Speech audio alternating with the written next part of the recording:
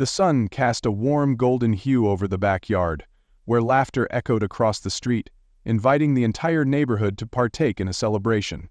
Bright balloons swayed gently in the breeze, decorating the perimeter of the lawn, while colorful streamers added a festive touch to the atmosphere.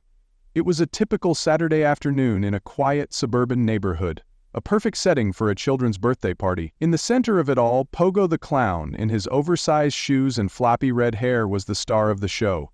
His face painted in a cheerful grin, he juggled bright balls and performed magic tricks, delighting the children who gathered around him.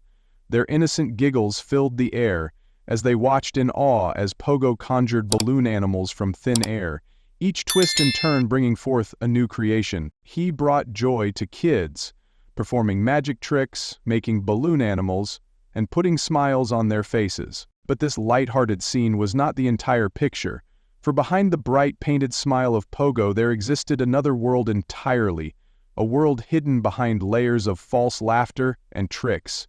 For many, clowns represent innocence and fun, symbols of entertainment and joy. But Pogo was different. He was no mere performer, no simple entertainer. Beneath his colorful costume and painted face, Pogo carried a darkness that no one could have ever imagined. As the camera cut to a darker, more somber image, the bright suburban house from earlier was now barely visible in the glow of flashing police lights. The cheerful sounds of children had faded, replaced by the unsettling rhythm of sirens and the hurried commands of law enforcement. Officers, clad in blue uniforms, moved methodically, digging through the frozen earth in the backyard. Each shovelful of dirt seemed to carry more weight than the last, as if the ground itself trembled beneath the gravity of the task at hand.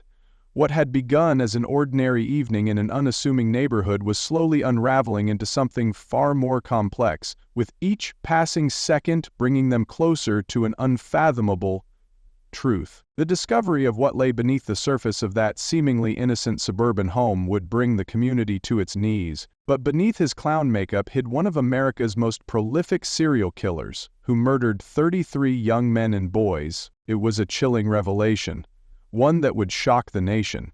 How had a man who was the very embodiment of joy and laughter been capable of such atrocities? How had his true nature remained hidden for so long, allowing him to continue his twisted crusade in plain sight? To understand this horrific transformation, we must begin with the story of Robert Paist, a young man whose life in many ways mirrored the innocence that Pogo the Clown had so expertly cultivated in his performances. Robert, a bright and hard-working teenager, was like many others in small-town America. He had dreams of a future full of potential, but those dreams would be snuffed out, leaving only a trail of unanswered questions and grief. As the camera focuses on an old photo of Robert Paist, a time when he was still smiling, unaware of the nightmare that loomed on the horizon, the magnitude of what was to come begins to settle in. Robert's life and tragic fate would ultimately lead to a monumental breakthrough in the investigation, shedding light on the horror that had been hiding in plain sight. This is the story of how a quiet, hard-working teenager named Robert Paist became the key to unraveling this nightmare. At the heart of the case was the question, how had this quiet suburban town, seemingly untouched by the darkness of the world, fallen prey to a man who had carefully woven his presence into the very fabric of their daily lives? How had he managed to conceal his true nature from those around him for so long? The answers would come slowly, piece by piece, as investigators delved deeper into the enigma that was Pogo the Clown. Yet with every new discovery, the shock and horror would only grow, as the true scale of the tragedy unfolded before them. In the end, the story of Robert Paist was not just the story of a young man lost to a senseless and brutal death. It was the story of how an entire community was forever changed by the revelation of a man they thought they knew. The late 1970s in Des Plaines, Illinois was a time of quiet streets and neatly trimmed lawns, where children played outside until dusk and neighbors exchanged pleasantries over white picket fences. The hum of cicadas filled the summer air, and the scent of freshly cut grass lingered in the evenings. It was the kind of place where people left their doors unlocked, trusting in the safety of their community. But, beneath the veneer of suburban normalcy, secrets festered, hidden behind closed doors. buried beneath floorboards, tucked away where no one would think to look. Robert Peast was a boy who belonged in this world of sunshine and simplicity. At 15, he carried himself with an earnestness that made adults smile. Polite, hardworking, eager to prove himself. He had dreams of becoming a pharmacist, a goal that seemed well within reach for a boy who balanced school with a part-time job at a local drugstore. His co-workers admired his diligence. His family adored his gentle nature. He was the kind of son any parent would be proud of, the kind of boy who shouldn't have vanished without a trace. But on December 11, 1978, Robert made a decision that would unravel the illusion of safety his community clung to. It was a cold evening, the kind that made breath visible in the air, and Robert had stayed late at the pharmacy to help close up.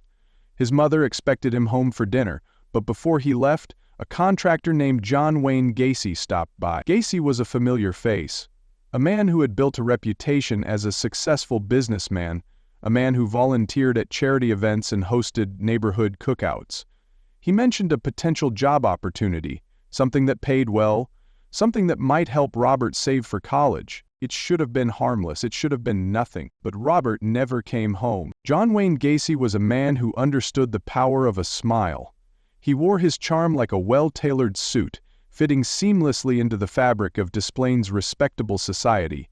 He shook hands firmly, laughed loudly at the right moments, and knew how to make people trust him. Few would have guessed that behind the affable exterior lurked a monster shaped by cruelty and rage. His childhood had been a battleground. His father, a domineering and violent man, had beaten him relentlessly, calling him weak, worthless. The elder Gacy had despised any sign of softness in his son, and young John learned early that survival meant hiding his true self. He buried his pain beneath layers of forced masculinity, desperate to prove he was the man his father wanted him to be. But the cracks were there, gaps in his carefully constructed persona that occasionally split open, revealing something far more disturbing. By the time he reached adulthood, Gacy had already begun to unravel. Arrests for sexual assault against teenage boys had landed him in prison, but the system had failed to contain him. He was released early, his crimes dismissed as aberrations rather than the pattern they truly were. He returned to society with a renewed determination to blend in, to play the part of the upstanding citizen. He joined the local JCs, became a Democratic precinct captain, even dressed as a clown to entertain children at parties, and all the while, he hunted. His victims were young men, runaways, drifters, boys looking for work. They were vulnerable, the kind of people whose disappearances might not raise immediate alarm. He lured them with promises of money, of opportunity, of kindness. And once they were within his grasp, the mask slipped away, revealing the predator beneath. Neighbors later recalled strange things. The odd smells that sometimes drifted from his house, the sounds that could have been laughter or something else entirely. But in a town like Des Plaines, people didn't ask too many questions. They didn't want to know. Detective Raphael Tovar was a man who refused to look away. When Robert Paes's mother reported her son missing, something in the case gnawed at him. It wasn't just another runaway. Robert wasn't the type. There were no signs of rebellion, no history of delinquency. He was a boy who had simply vanished after talking to a local contractor. Tovar began digging, pulling at threads that others had ignored. He tracked down witnesses, pieced together timelines, and when the name John Wayne Gacy surfaced again and again, his instincts sharpened. There was something about the man, the too-easy smile, the way he inserted himself into conversations, the way his eyes never quite matched his cheerful tone. Then came Jeff Rignall, one of the few who had escaped Gacy's grasp. His testimony was fragmented, haunted, a blur of chloroform and handcuffs, of waking up in a basement that smelled of sweat and fear. He had survived barely, and his account sent a chill through the investigation. If Rignall had gotten away, how many others hadn't? The pieces were falling into place, but time was running out. With every passing hour, Robert Paes's chances of being found alive dwindled, and as Tovar delved deeper, he began to realize the horrifying truth.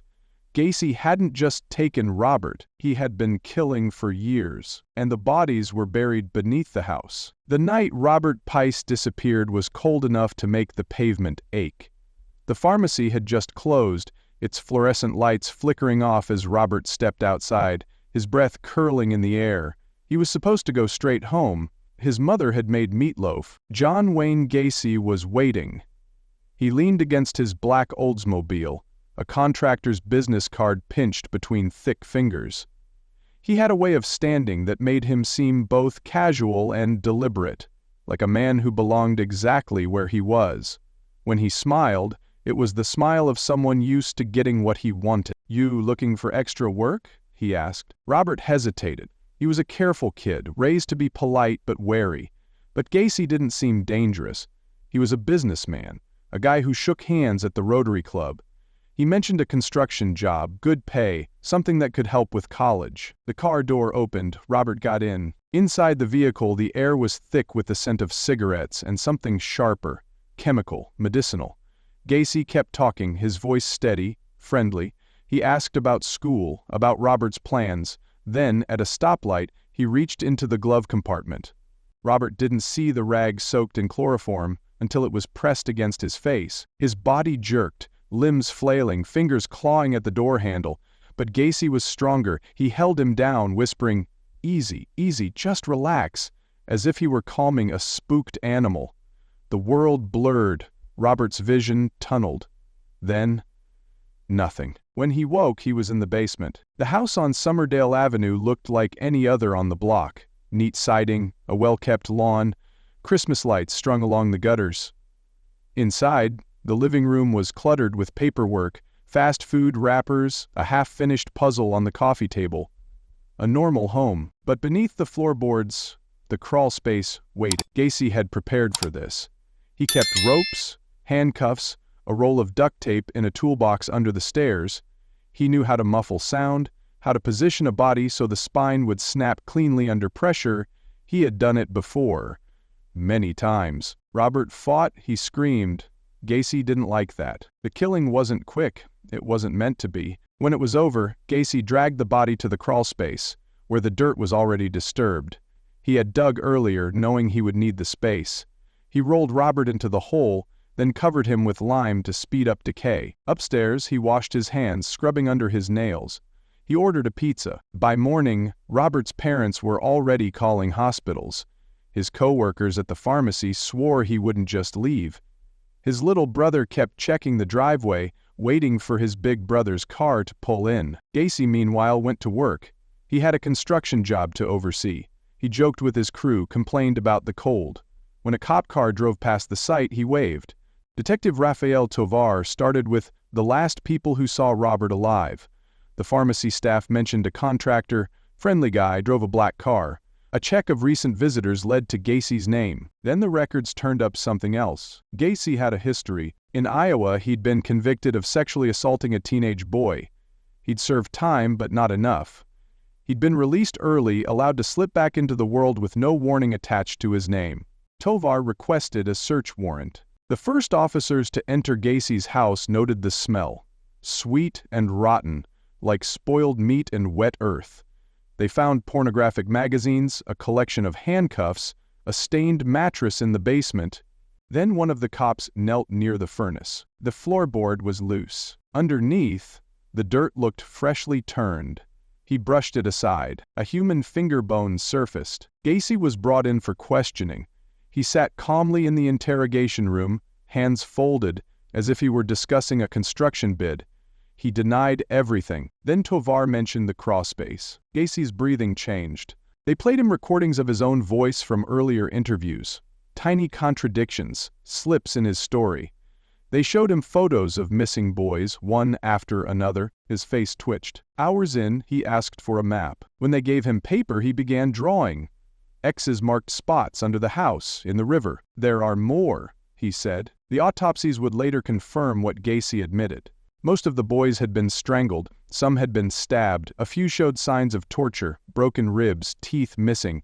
The crawl space held 26 bodies. The Des Plaines River held 4 more. Gacy talked about them like they were projects. That one fought too much. That one cried the whole time. The detectives had to step outside to vomit. Back in the interrogation room, Gacy leaned back in his chair, relaxed. "You know," he said, "I would have kept going if you hadn't caught me." Tovar didn't answer. Outside, the snow began to fall, covering the town in white, as if it could hide what they'd found.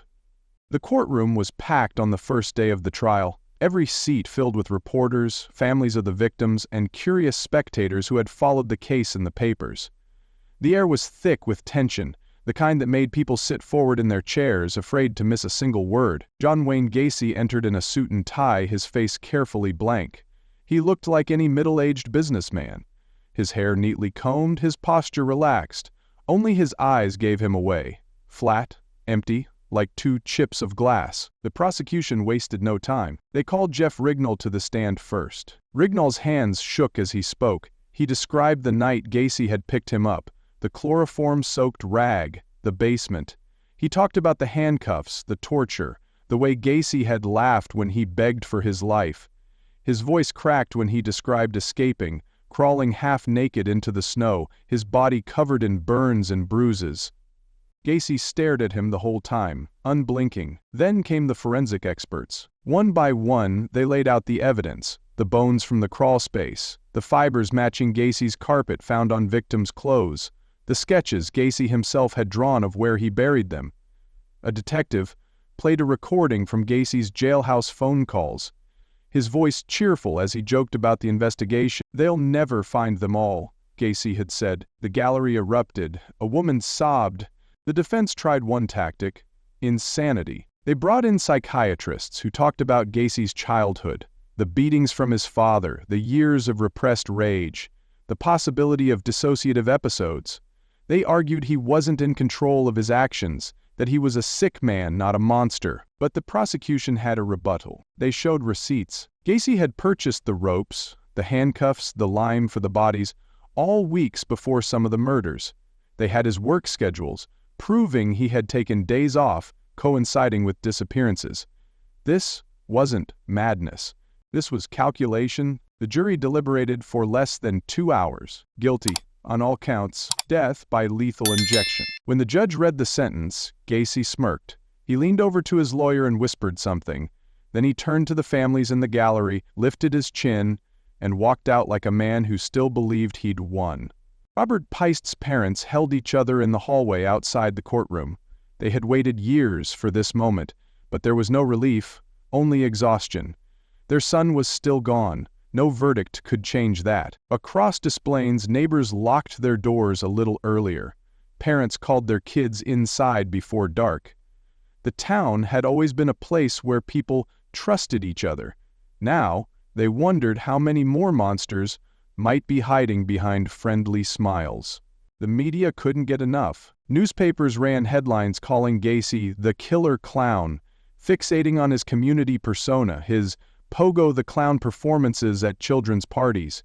True crime authors scrambled to write books, dissecting his childhood, his crimes, the police mistakes that let him slip through the cracks. Some of the coverage was respectful. Most of it wasn't. The families of the victims stopped answering their phones. The bigger questions lingered. Gacy had been arrested before. He had a record. He'd been accused, investigated, even convicted. Yet he'd still been free to kill. How many times had the system failed? How many red flags had been ignored? Detectives who worked the case retired early. Some drank too much. One put a gun in his mouth but didn't pull the trigger. They all wondered the same thing. Could they have stopped him sooner? Gacy, meanwhile, sat on death row. He painted clowns. He gave interviews. He laughed when reporters asked if he felt remorse. "I didn't do anything wrong," he said. On the day of his execution, he ate a last meal of fried chicken and strawberries. He made no final statement. When the needle went in, he closed his eyes, and then it was over. But the story didn't end there. Years later, people still talked about the house on Summerdale Avenue. New owners tore it down, hoping to erase the history, but the ground beneath it would always remember. And in quiet moments, when the wind blew just right, some swore they could still hear something whispering from under the earth. The story of John Wayne Gacy did not end with his execution. It lingered in the quiet spaces, in the way parents held their children a little tighter, in the hesitation before trusting a stranger, in the unspoken fear that evil could wear the most ordinary face. But from the darkness came lessons, hard-won, painful, but necessary. Gacy had been hiding in plain sight for years. Neighbors had noticed strange smells, employees had seen him lose his temper in sudden violent bursts, teenage boys had come forward with accusations, only to be dismissed. The truth was, the red flags had been there all along. People had chosen not to see them. Now, psychologists and law enforcement agencies studied the case, creating profiles of predatory behavior. They emphasized the importance of listening to gut instincts, to victims who spoke up, to the small inconsistencies in a person's story. If something feels wrong, it probably is. One of the most devastating realities of Gacy's crimes was how many of his victims had been marginalized. Runaways, troubled teens, young men whose disappearances didn't raise immediate alarm. They were the kind of people society too often overlooked. Their deaths forced a conversation about abuse, trauma, and the systems that failed to protect the vulnerable. Hotlines were established. Schools began teaching students how to recognize grooming tactics. Communities started outreach programs for at-risk youth, ensuring they had safe places to turn. The message was clear: no one should suffer in silence. Robert was more than a victim. He was a boy who loved science, who dreamed of becoming a pharmacist, who had a family that adored him. His life was not defined by how it ended, but by how he lived, kind, hardworking, full of promise. Every year, on the anniversary of his disappearance, his family lit a candle in his memory. They spoke his name. They refused to let him become just another statistic. Other families did the same. They shared stories, photos, memories, keeping the light of their loved ones alive. Organizations like the National Center for Missing and Exploited Children, NCMEC, expanded their reach, using Gacy's case as a grim reminder of what happens when warning signs are ignored. Hotlines for missing persons, domestic violence, and mental health support were publicized in schools, libraries, and community centers. Law enforcement agencies implemented stricter protocols for tracking repeat offenders, ensuring that men like Gacy couldn't slip through the cracks again. The goal was simple: never again. Evil may hide behind masks, but it cannot extinguish the light of justice.